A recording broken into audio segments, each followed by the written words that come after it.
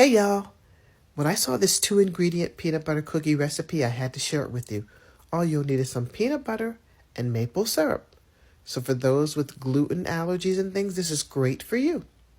1 cup of peanut butter to 1/3 cup of maple syrup. Put that in a dish and then go ahead and blend it up together. An easy 2-ingredient recipe. So good, honey. Go ahead and blend them up together. Yeah, if you guys try this recipe, let me know how yours comes out. Once you get it blended up, I put it in the fridge to chill. And then you're going to bake it in the oven on 350 for 13 to 15 minutes. I scooped it up and scored it before I baked it, like this. So good.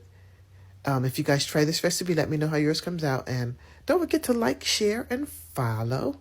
Your 2-ingredient peanut butter cookies. Well, enjoy.